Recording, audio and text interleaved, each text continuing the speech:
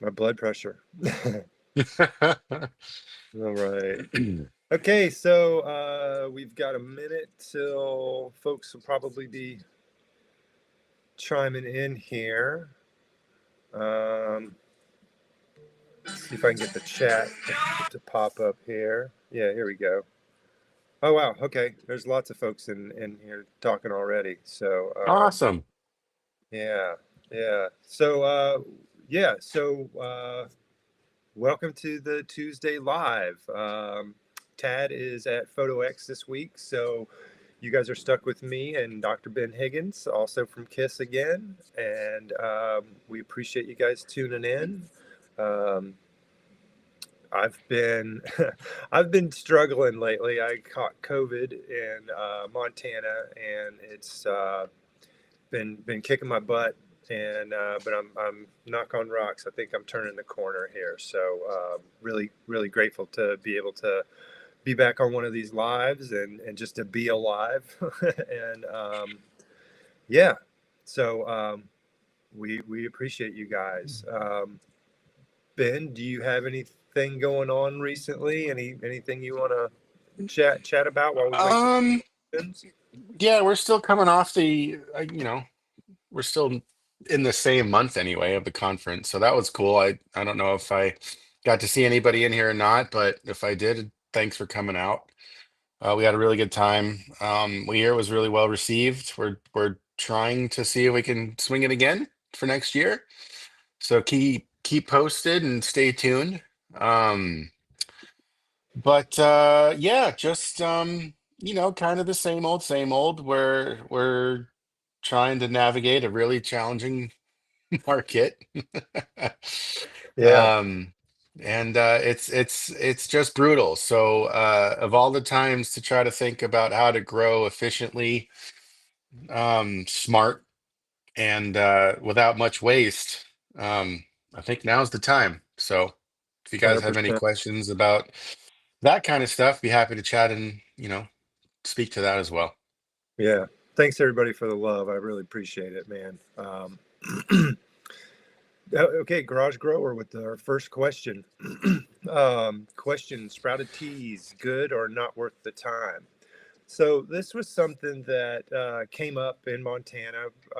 There was a lot of things that came up in Montana, and there were some things that I saw Collective doing that I normally wouldn't do, but the proof is in the pudding. Their plants look phenomenal, and I do have to give Jared and the whole Collective, Danny, everybody over there, just top marks. Just such a nice facility, such a clean facility. But when we had the growers panel, the Living Soil Alliance folks from Montana, they had a moderator of their own who fielded some questions. And there's a couple of folks that are trying to do most of their fertility through K&F practices. And they really um, highlighted the challenges there of providing full fertility um, with teas, ferments, and that sort of thing. And one of the problems is, getting consistent inputs so that you have consistent outputs. But when it comes to sprouted seed teas, um, I have friends that swear by them. I um, I have personally tried a couple of different things, blue corn, um, a couple of different beans. There's been a couple of things I've tried, and I've never gotten any kind of statistically relevant improvement or even anecdotal. They greened up or they looked lush, or, I couldn't see any difference. And so for me, I have not continued that. Um, I think that, if I had seeds that I was having a hard time sprouting, maybe, but I would probably go the nerd route and get some gibberellic acid or something like that instead. But so for me, I've not seen a benefit from it. And like I always say on here, if you like it, you enjoy it, you can afford it, then you should do it. And The reason I don't do it is because I have tried it and I didn't get that statistically relevant bump. But I think that it's worth doing the experiments. And one of the things I talked about in Montana is that every single grow is different. Every grow I've ever had is different, a little bit at least every time I move to a new room. And so I like to run the experiments because what lines up on paper, what the academics, folks like, Ben or I might report back to you guys about a white paper that says XYZ. Um, when the rubber hits the road, that may not necessarily pan out in your specific environment or your genetics or that sort of thing. But on the other hand, there might be some hidden hunger that your specific grow could benefit. So I think it's a great idea to try it out, but do a controlled test, where you keep all the other livers the same. You don't flip any other toggles except for that one, and see if you get a benefit. I would expect the main benefit to be at germination, as opposed to, because those are the enzymes it's creating and giving to you, are things that help a freshly germinated seed. But a seed has everything it needs for the first 2 weeks of growth. So again, it just doesn't seem to pan out for me. Ben, what are your thoughts on that? Yeah, really, all of that is great. And even everybody here, everyone their whole life has probably heard, right? Practice makes perfect. That whole saying, right?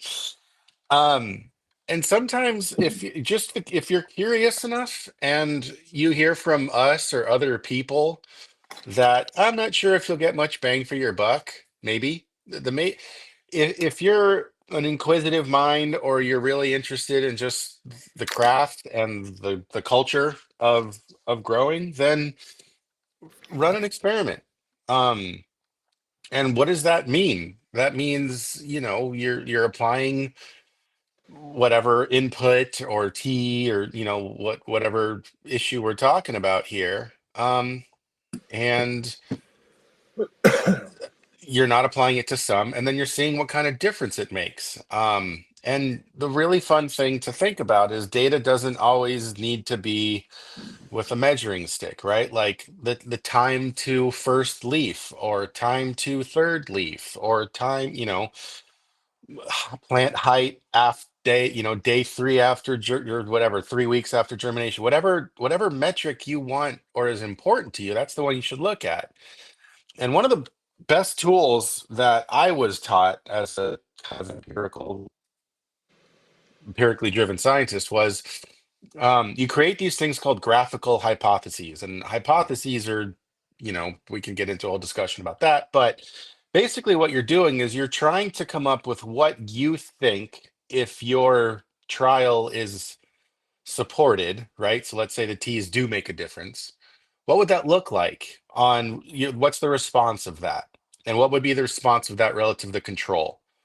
And you could do it on a napkin, just a simple bar chart. This is, it took 3 days, 3 weeks with teas and four 4 weeks without, you know, and then just mark that up. And that tells you exactly what kind of data you need to then collect and focus on. So um there's a billion different things to do within a single round that you can to not only advance your growth of knowledge, but just as your growth as a scientist, just making observations, tweaking a knob, and then see the response and then record what that is and then go from there. Because if you do it right, and you'll hear this from every scientist, if you do science right, you always end up with more questions than when you started. And that's how the whole game is played. That's the whole thing.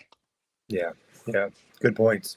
Um, Tara Preta with a great question that I get a lot Hmm. about genetic drift. Is it a myth? Can a pheno-hunted cultivar lose desirable traits via genetic drift over several years of taking cuts? Health of donor plants always been 100% healthy. So one thing that was explained to me by a geneticist was that in cannabis spaces, we use the term genetic drift kind of incorrectly. Genetic drift is actually a change in the number of alleles, or so, possible traits in a plant.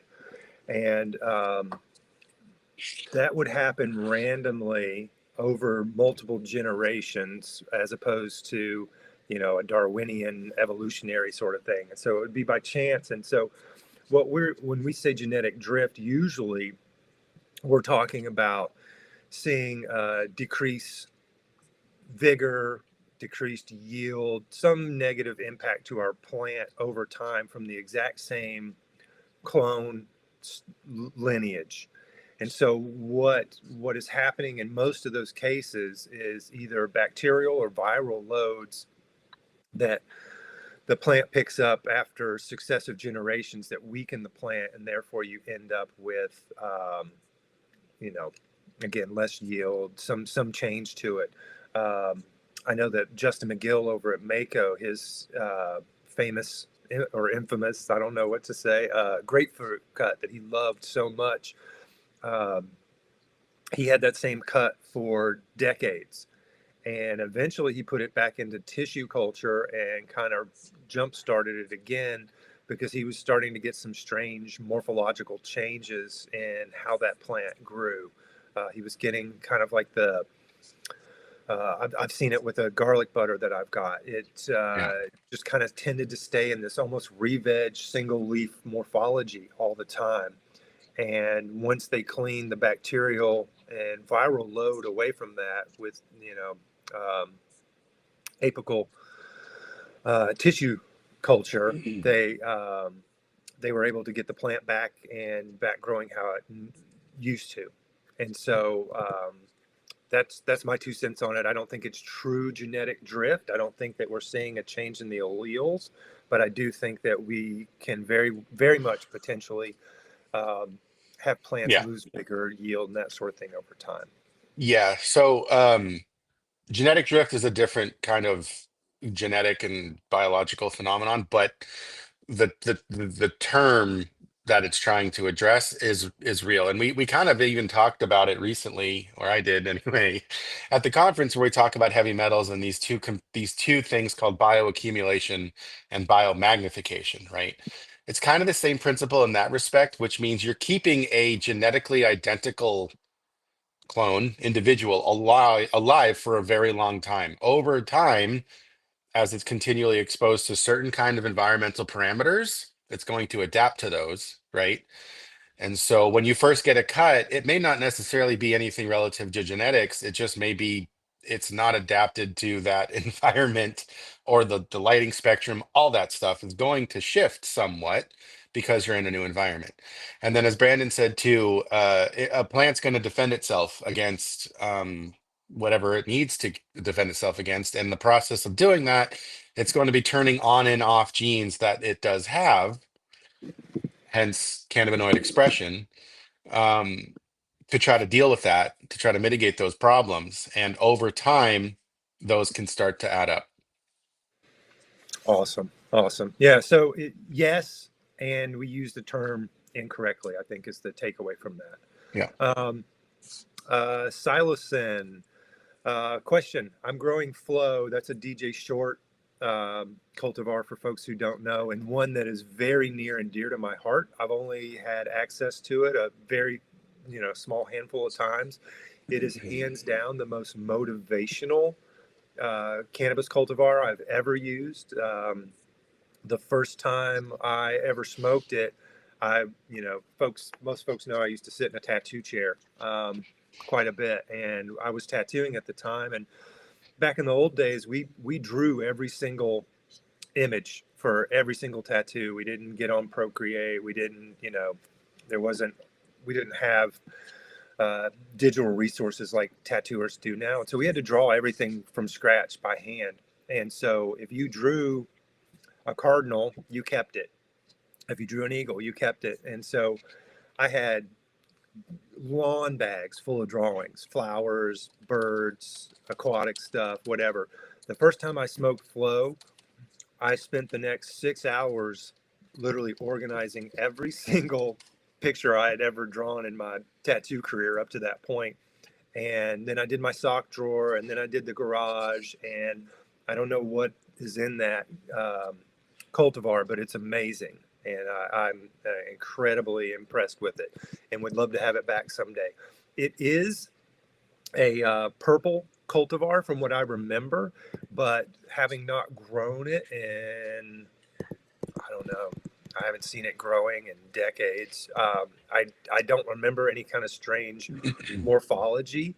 So if you want to kind of specify more of what you're seeing as far as the strange branching, we know that you do get some weird candelabra branching with hop latent, and so that's something to look out for. But I wouldn't be too worried about it being purple. Uh, if it is purple and you're worried about that, you could always hit it with like a high phosphorus, low nitrogen fish hydrolysate, like Pacific Grows CFOS, SEAPHOS. That's got a lot of phosphorus in there and should green it back up if it is a phosphorus deficiency. But I think that I remember the flow as being a purple cultivar, so probably okay there. Ben, do you have any experience with that cultivar? I know I most people. don't. Yeah, if you can get it, Don't. if you're on here and you can get flow, get it. You'll love it. It's the opposite of couch lock and eating the paint off the walls. It's like a really motivational high. It's really amazing. Um, so thanks for that question. Mr. Rourke 420 question. I've heard drybacks can positively affect the final product. Do you agree? If so, when and how dry? Thanks for your time. Ben, do you want to tackle that one? I've been talking Yeah. a lot. Yeah, the one you're starting to, I think you're starting to get to the idea of drybacks and crop steering. So the philosophical kind of methodology there is you're basically trying to stress the plant out to the point where it's going to pump all of its reserves from sources to sinks more frequently throughout the duration of your grow. Um, so what I the way I often kind of think about it is it's challenging, it's fun. You can have it go wrong very quickly if you're not really on top of it. The short answer to your question is yes. It can absolutely impact the final product because, like I said, once you're stressing out a plant, well, I mean, it's not just for plants. Every organism is kind of governed by two main laws. One, survive, and if you get that one figured out, then the next one's reproduce. And so when you're talking about drybacks, if the chances for survival decrease, it's going to then flip into more of a worry about reproduction, which is flower, right? Inflorescence, and, the stuff we're all after. So the theory behind drybacks and crop steering is the more you do that throughout the grow, you basically get that plant right up until the line where it thinks it's kind of going to die, which boosts its attention towards reproduction rather than just survival or vegetative growth in this case. And so if you can repeatedly do that throughout the round, yeah, you can get some very well developed flowers and a ton of terpene expression. The risk there is you're flying pretty close to the sun where you can push it too far, you go too dry. If you go too dry for too long, that soil becomes hydrophobic and will not accept its next watering as readily. So you're thinking you're giving your water, your plants this water, but because of how long the dryback had just been, it could just spill off, and then you're really not increasing the soil moisture of your soil much at all. So there's definitely caveats and definitely things to learn. Um, Blue mats are obviously kind of the antithetical way of dealing with that, right? Blue mats are all based on having somewhat of a more consistent, relatively stable moisture environment in the soil. Now, you can start to do drybacks with blue mat systems too. It's a little bit more complicated. You're dealing with head pressure instead of dialing every one of those carrots. But the question as to if so, when, and how dry, that's going to be mostly a function of the VPD of your room because that's going to be how fast that plant can transpire is going to be a function of the VPD. And so in some cases, in some genetics, I know we always have to bring the genetics back in, it can handle maybe a week in your environment of a dryback. If it's a different genetic in a different environment, Or if it's the same genetics in a different environment, maybe it's just 3 days, right? And obviously the amount of what size container you're in, if you're co-planting with other plants in that container, that's going to have an impact. So there's a lot of nuance to it, but it is extremely popular to the point, like I said, it's got its own term, and that term is crop steering. So if you want more info, check out, start reading up on crop steering. Yeah, yeah, and I do drybacks towards the end of flower. Let's say I'm doing a 9 week run. The last 2 weeks, I'll start, withholding water a little bit. Anecdotally, that can raise your well, not anecdotally. We know that raises the EC, which can help promote, trichome and trichome density and terpene expression. And so it is something that is fairly well established. So you'll want to play with it with different genetics and that sort of thing. And then, yeah, I think Ben covered all the good science on that. Let's see here. What else we got? Okay, so just a side note, I just sent. I'm watching the conversation, and Chad Westport did not get busted. I just sent him a text, and he's good.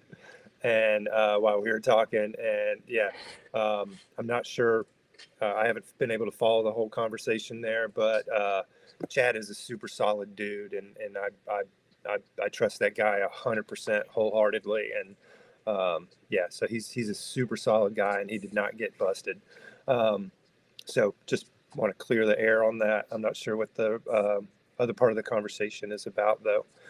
Little Nugs, great to see you.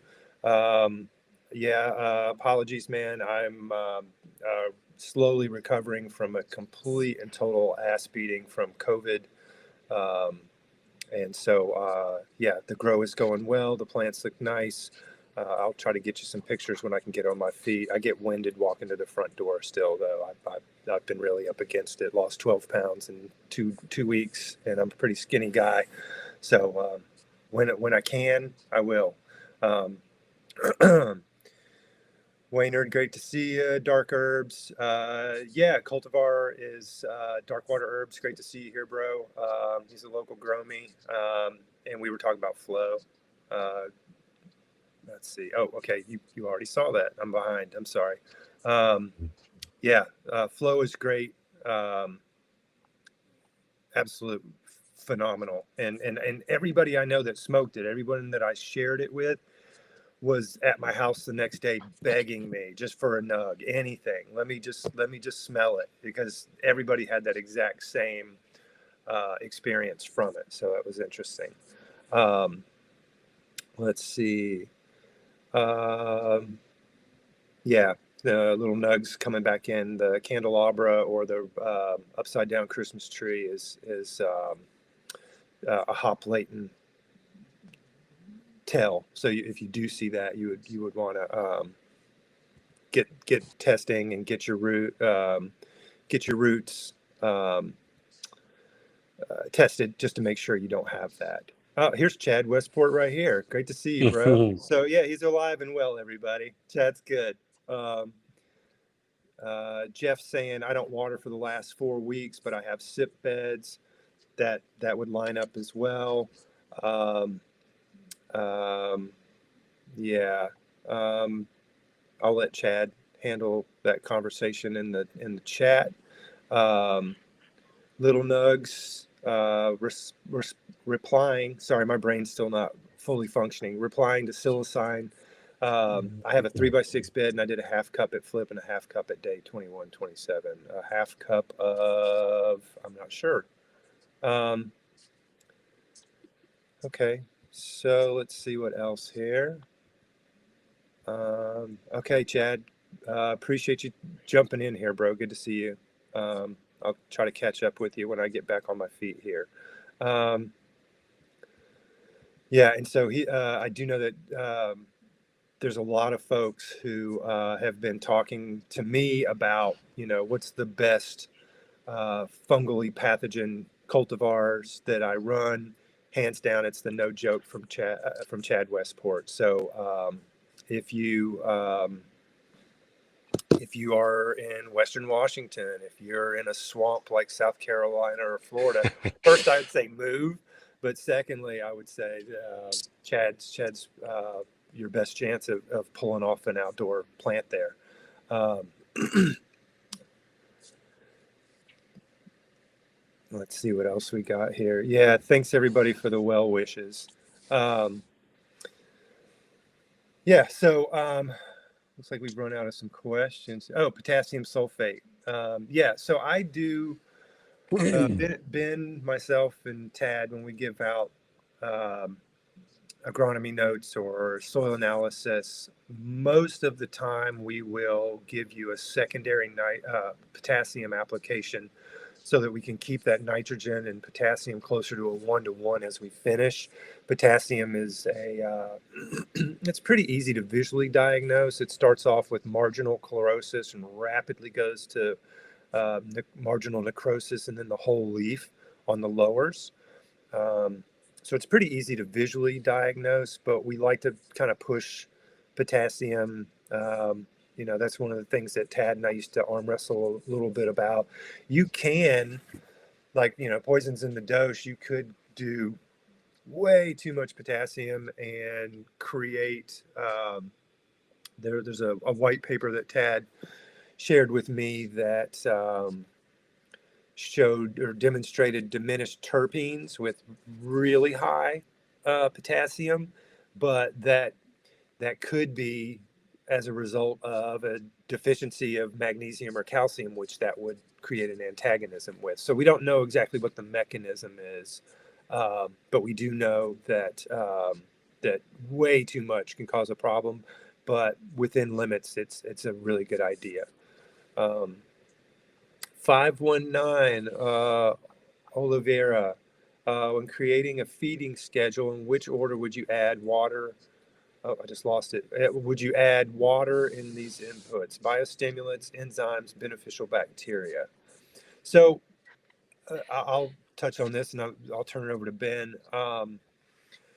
I try to do biostimulants, biology, ferments, enzymes, uh, IPM products like Bovaria, trichoderma, things like that. I try to do all those separately and it doesn't really, the order like weekly, who gets Monday, Tuesday, Wednesday doesn't really matter to me so much as that I try to give at least 24, sometimes 48 hours between applications of different things that might compete against one another.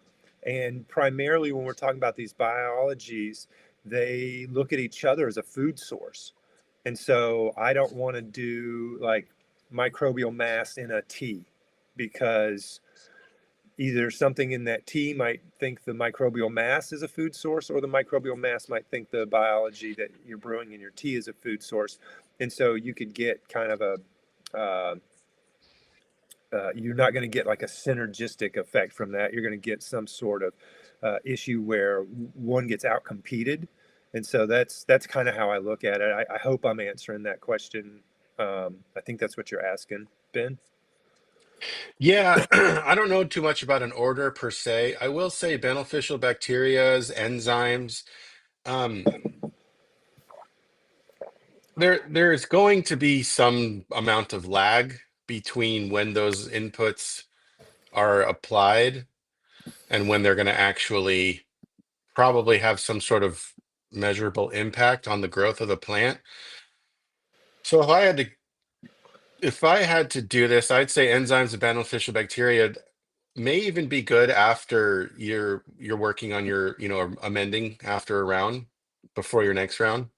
If you want to get that biology in there early and often, that way you're going to likely be able to get those populations up to a level where they'll be part of that ecosystem, and then the plants can select for them. The really important thing to remember is that plants can't order something off menu, if that makes sense. If you've got, if you walk up to you know, a food truck and you see tacos, burritos, quesadillas, and the like, you're likely not going to be able to order, you know, chow mein or something. It's the same thing with plants and soil biology. So they can look and see what's around and then upregulate, downregulate, and interact with whatever's already there. They can't put something there, or they can't create anything that isn't already there. So if you're talking about enzymes and beneficial bacteria and things that will help this plant grow, you'll want those those that biology in the system at the same time, if not before you get the plant in there. So by the time the plant establishes, it has that menu of options to choose from and doesn't have to wait for them to. There's another thing it's called, I think it's bulk signaling, I think, where bacteria populations need to get to a certain size. And once they do that, then it's like a catalyst and then they go crazy. And then things can start to happen. So there's lag and there's different population dynamics. Obviously, you're putting these inputs into ecology that's already there if you're growing or in a living soil system like most of us do. So it's not just to add it and then off it goes. It's got to work itself out through the kind of biological and ecological interactions that govern every species interaction. So yeah, I hope that wasn't too twisted and long-winded, but I would say earlier the better if it's a microbial and you're sure of it, right? You don't want to put in there something at the beginning of a round that you're not quite confident in. So there's always that caveat too. Awesome. Deadhead Dread, my people. Um, just found bud rot on my outdoor orange cream pop. Sorry, dude, that sucks. Yeah, I've lost a $500,000 crop to pirate crop to fungal pathogens.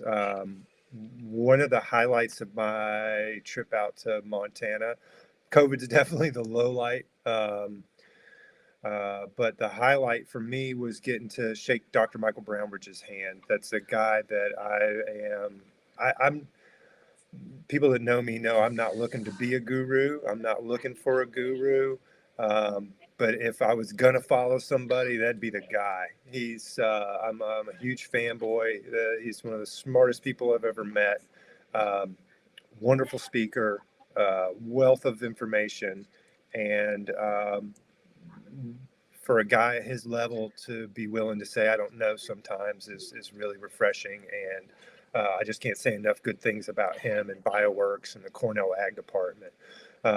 And Dr. Chris Hayes also over at Bioworks, of course. But meeting Michael was great. And one of the reasons I was so grateful to be able to shake his hand is because after I lost that $500,000 crop, I reached out to him and said, "Help me! I'm losing my mind here." And there's a, it's it's not. It's kind of like heavy metals. There's no silver bullet that's going to get you past a flower in the wrong environment. But there's a lot of things that we can do. Silica all the way through. Um, Making sure your calcium and your potassium are good all the way through as far as the fertility side. And then the biology side, Bacillus subtilis, which is a product called cease, trichoderma. And that goes back to the question we just had a few minutes ago about the order. So like I wouldn't put trichoderma in the same day that I would put my Bacillus subtilis. And so I would rotate those, and like maybe Mondays I do trichoderma, and Wednesdays or Thursdays I do Bacillus subtilis. And you can do those. You can do that as a drench and a foliar, and that will help a lot. But nothing we do is gonna save a plant on my little island when I'm getting whiteout fog every morning um, until 1 o'clock in the afternoon. And so uh, try that no joke tester, man. I've never seen a plant shrug off getting rained on, getting fogged out every day. I've just never seen a plant respond as well as Chad's. It was Mhm. mind blowing. I didn't think it was possible. So compliments to the chef on that with Chad. I think he's left the building, but yeah, can't say enough about that. And then let's see here. Silicine was looking for a per gallon of water dilution rate for um, potassium sulfate. Um, One little side note: muriate of potash, stay away from it. It's got chlorides in it. So sulfate of potash or potassium sulfate is what I Hmm. prefer to say. Um, just to prevent confusion with some folks is the way to go. And you could easily do a half cup into a 5 gallon bucket for a 4x8 as a secondary application, and if you want to test, we can dial that in for you. And, it depends on your removal rates, how badly, how hard we want to push that. There's some folks that I give second, third, and third applications of that because they're running a Yeah. rocket ship and have really great removal rates. So hopefully that answered that. Um, let's see. Little Nugs.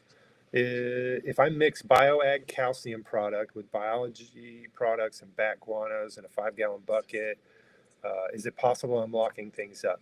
Um, most salt, for fertility, they'll separate your calcium and your phosphorus. That's what guano is going to bring in. But with organics, it's not immediately available. Um, Now, if there's an immediately available side of that, yes, you could be tying some of that up. I personally, I'll let Ben speak to this as well, but I personally don't. I quit using guanos years ago for a variety of reasons. Um, they're not sustainable. They impact incredibly fragile ecosystems that are incredibly important, and so that was my initial reason not to do it. And then the more that the downside of this job is that Ben and I know the heavy metals and the viral loads of just about anything that you can lay your eyes on, and it makes you kind of an alarmist. But I was worried for my personal health, like if I had a cut, if I had, if I felt like I do right now with COVID, recovering, but still just whipped, I wouldn't want to be around guanos. And then there was somebody that died this past year um, from exposure to something in guano, and that really, kind of rang the alarm bells for all of us. And so we beg people not to use guanos. There's other ways to get available phosphorus, and we'd be happy to talk about those. But just Ben. Yeah, that's the key right there. And I think we mentioned it at the live last week too. There are inputs we know and discuss of as people, and then there's inputs the way plants view them. Plants don't know what bat guano is. They're not like, oh, I need that bat guano. They may need something that bat guano can provide, right? And if that bat guano can provide that thing, phosphorus, can we get it in a more sustainable, less impactful way? Um, that's the question. Now, I have not grown with bat guano, so I can't speak to I haven't done any trials with it either, so I can't talk to the empirical or objective sort of, results that you might get from that. But I think it's an important, not an important, a valuable kind of lesson too, to like when you're looking at a product or an input, or you hear about a method or a thing, break it down and think about how the plants are interacting with it on their end, right? Even watering, and this was one of the main arguments for why our facility switched to a blue mat system was we thought that doing irrigation the smart way, scheduled, way, excuse me, would have been is the right way to do it. But a plant doesn't know what a Tuesday is, right? So you think you're watering, properly and diligently every Tuesday. You could be overwatering or underwatering certain cultivars that may be in the same room, even. So same with the bat guano thing. Break things down to you see sometimes you'll see on the back of shampoo bottles or whatever, like the active ingredients. You want to get things down to a level that the plant will understand, and then target that, and then look for that compound in a different, maybe cheaper, less destructive input or source, and do a trial there. See if maybe you get the same result without, needing to impact, these bat colonies, or they're going through it. And again, they're pretty unsafe. So anyway, that's, yeah, another way to think about things is how does the plant interact with what you're feeding it, as opposed to you just calling things that plants don't even know what they are. Awesome. Um, so hopefully we answered that question for you. I know it turned into more of a anti-guano um, diatribe Yeah. than that. But yeah, if you're adding different things that can compete against each other, try to separate them 48 hours apart. And like Bioworks, again, just to give them props, they've got an amazing web site, and you can go on there and not just for Bioworks products, but they list a lot of competitor products, and so they have compatibility charts for, let's say you want to add trichoderma, and it'll have a whole list of other products, and any contraindications that you should know about will be listed there. So if it competes with, Bavaria, it'll say, don't do this within 72 hours of this, or do this at an adjusted rate, and things like that. So um, really wonderful resource. And um, we're a little bit behind on a bunch of stuff at KiS because the conference just wrapped, and that was a huge undertaking. And so we're a very small team, but we are now offering a lot of Bioworks and Novus um, products like Botanigard, Trichoderma, uh, Root Shield, bunch of different things like that. So if you need things like that, if you need regalia, if you need whatever, reach out to me or Ben, and we can get you a quote, and hopefully we'll have those on the website soon. But just to let folks know that we do have those at very competitive pricing. So let us know if we can help. Joey Freeman, thanks for your question. Besides improving drainage, promoting drybacks, increasing airflow, and covering algal blooms, what kind of tips do you have for showing? Oh, I just lost it. Sorry. For slowing algal growth. Wiggleworm brand casting is an algae bomb. Um, so algae is going to happen with light Yep. and fertility and moisture. And our plants need light, fertility, and moisture. So it is a problem. If you see algae, I usually just turn the soil. And here's one bit of bro science that's actually effective. It's not bro science, but one mythology that actually works is you can take household cinnamon. My wife hates me for this because I steal her cinnamon from time to time, and I usually only do this with seedlings. But if I have little tiny seedlings and I'm trying to keep them wet, and I get a little bit of algae growth on like I've got it in like a little cup or something, I'll sprinkle cinnamon. It will kill the algae, and so that's something you can do. Little Nug said sand topping, put in a layer, so you could always do a layer of perlite or a layer of sand or something like that.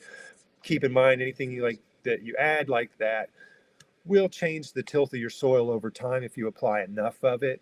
But just a, a 1 inch layer of perlite or sand will help with fungus gnats, will help with algae. But what we really want people to do is to get more dialed in with their water. And so,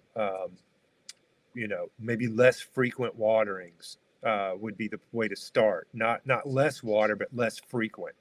Um, Ben, you got anything on that one? No, that was it. Yeah, for sure. Okay, awesome. 519 Olivieri, we appreciate you, man, big time. Joey Freeman, azomite also has chloride, making me realize you can overdo it. Yeah, azomite also has some pretty sketchy heavy metal numbers that, for home growers, not a problem. The chlorides are, but the heavy metals wouldn't be. It's still going to be safe for anything in the grocery store. We have to keep in mind while we get beat up for these heavy metal numbers, a couple of years ago, they didn't even have metrics for baby food. So cannabis does get beat up on that. And so mined products, um, are kind of they're risky, and azomite's one that we know um, is risky. Basalt can be risky. There's a lot that we need to be careful about. Jeff says he's a sulfate of potash type of bloke. That's nice. Okay. Um, yeah. Potato patata. As long as folks don't um, confuse muriate of potash, they're good. Um, Michael's asking what plant. I'm not sure who that's in reference to. So if you want to specify that, we can jump back in there. Dank Gardner, question. Thank you. Also, yeah, it does help if you guys throw question in front as we're scanning these. But I just appreciate all the comments. Can I use too much good compost worm castings as a top dress? If so, what could happen? Yes, definitely. You can end up with a mucky mix. You can end up with a layer that is it's not really hydrophobic, but it's so densely packed that water can't penetrate it. Um, and then like I only add compost or worm castings every like 6 to 8 rounds. I don't feel that I lose biology. Um, I don't feel like that it, I have any deficiency in biology. I do 1 tea per round. I used to do a tea every week. I do 1 tea per round, which, in that keep it simple vein, Yeah. I'm way more or way less likely to create some accidental anaerobic pocket or, something. The fewer inputs, the better. And so, you know, um, you can definitely overdo uh, castings. I like to do them post harvest so that I can mix it into the soil as homogeneously as possible, just to get that biology under the soil and working. It's more effective if it's covered up as opposed because if it dries out on top, that biology, it's not really going to die per se, but it will like overwinter or form a cyst or go into some sort of adjusted state where that biology is not really awake. The only thing I'll add too, just as a little precaution for having too many earthworm castings, is it really does increase the bulk density quite a bit of your soil, meaning you can think of it almost like a sand type grain. So if you do get a lot of earthworm castings, which is a good thing, but always everything in moderation, right? Too much of a good thing can turn bad. And that's one of those other instances where too many earthworm castings, just because of how compact those particulates are, can increase the bulk density of your soil, making it harder for water to permeate and biology to move around and stuff too. So, and again, most likely if you're using the same source for your earthworm castings, the biology that they're bringing in is likely pretty um, structured and similar. So you may be decreasing your overall diversity if you have too much of the same input bringing in the same exact biology. And like we talked about earlier, plants can't really create stuff. So if you're having a beneficial input that is getting out competed by whatever is bringing coming in on your earthworm castings, you could run into trouble that way too. Perfect. Um, let's see what else we've got here. Deadhead Dread, thank you. It's bag seed, bred for outdoors on an island. Yeah, it's trouble. It's tough. And then Skiff or Skeef Zacone. Is this the is this the guano channel? Uh, I'm batshit crazy, so maybe I don't know. Yeah, it's at least bat guano. Yeah.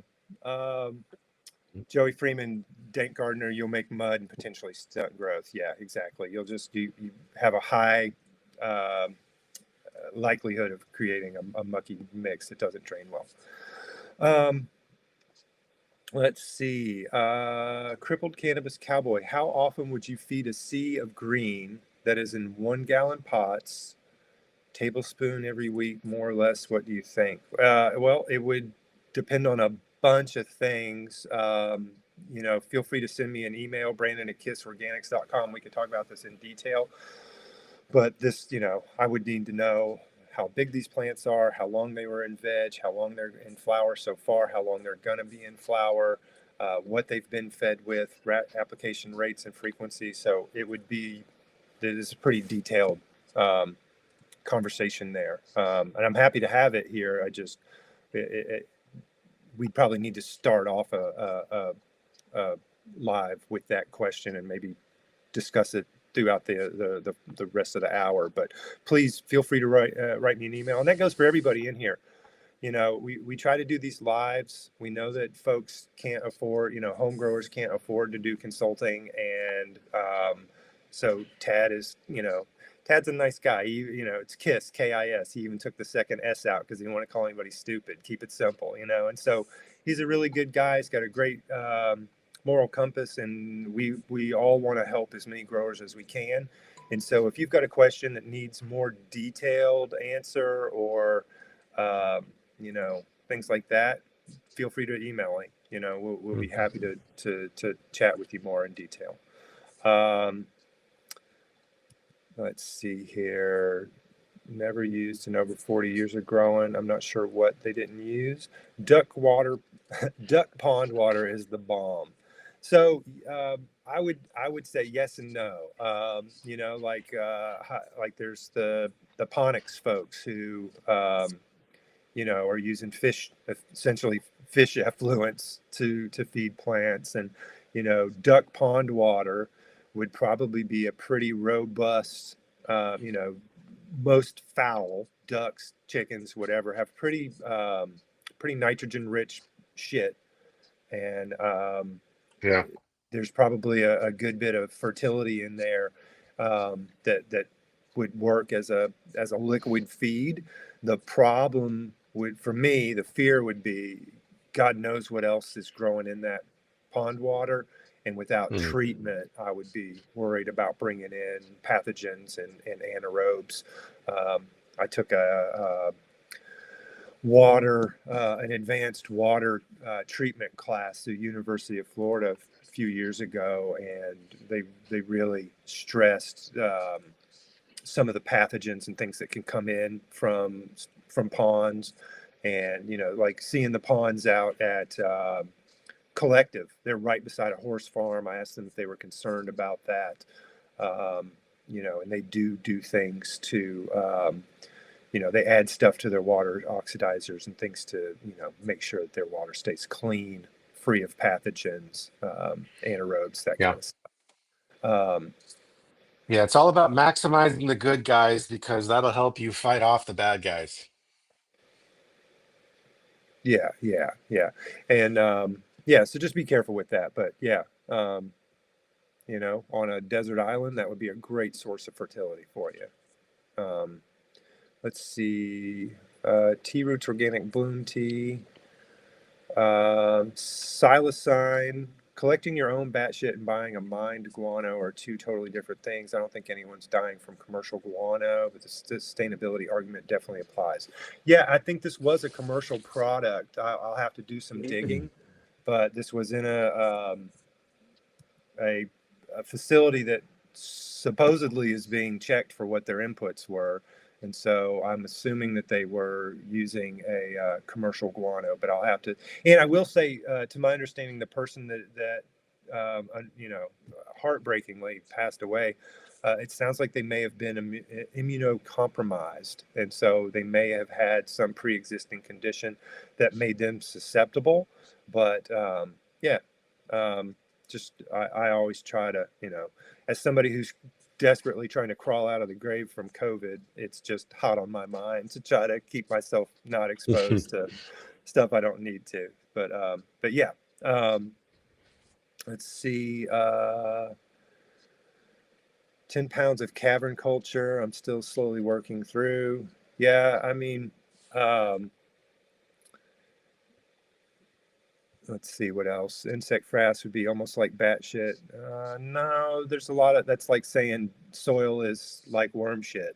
There's a lot of things that go on in the gut of that animal. And if you did want to start the next Ebola, I would highly encourage you to go get some wild bats and start, throw them in the juicer and get started.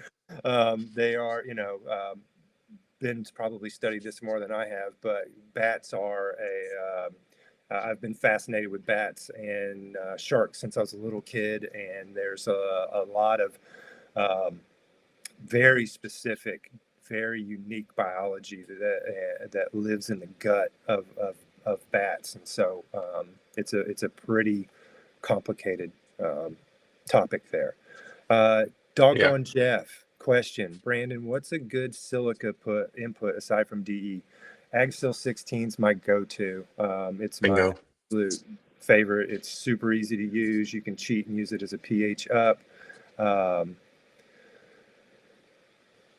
Yeah, Michael. Yeah, 100%. Let's see. Question: do you clean pumice before mixing soil?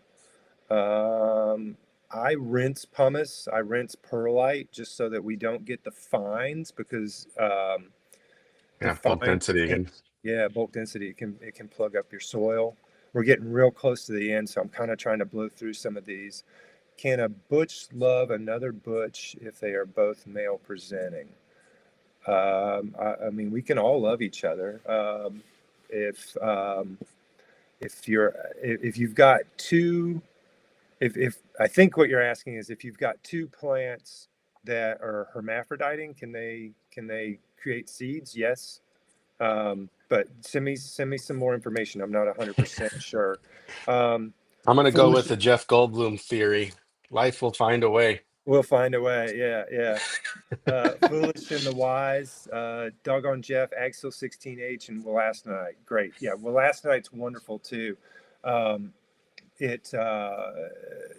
calcium silicate, it will raise your pH very slowly and over time. So if you're one of the folks I've talked to recently that's been having trouble with your pH, just kind of staying low, we could come in with some elastonite that'll slowly over time kind of help with that buffering battery, and you'll get silica as well. So yeah, that's a great thing.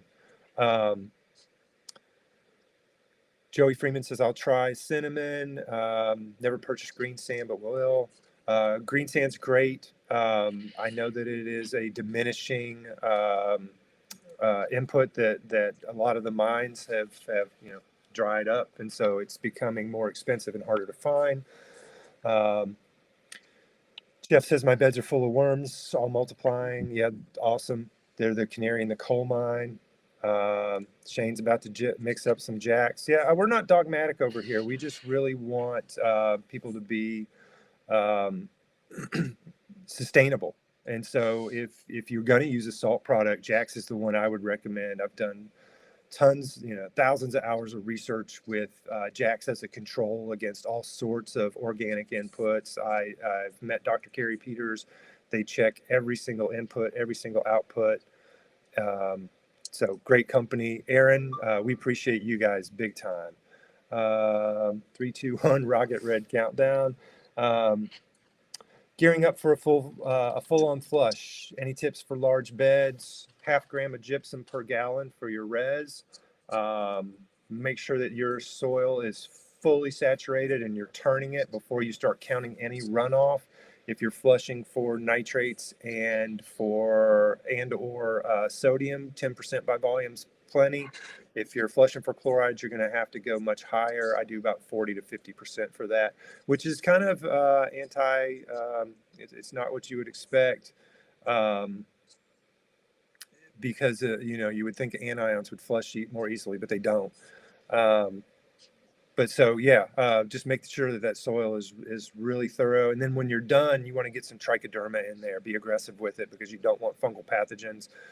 Ben and I both got fungal pathogens on our foreheads right now. It doesn't matter where you are; they're impossible to exclude. So you want to out compete them. Um, Little Nug's just running a 120-gallon tank. Um, okay, nice. Ponds that are emptied and okay, that's cool. Very interesting. Barley straw for filtering the pond water. Biochar will work as well. Uh, Hmm. there's a bunch of different things. Um, just gonna hope there's a bat cave. Yeah, me too. Um, Speaking of frass, when you aerate it in a bag or no? Um, I guess you're talking about teas.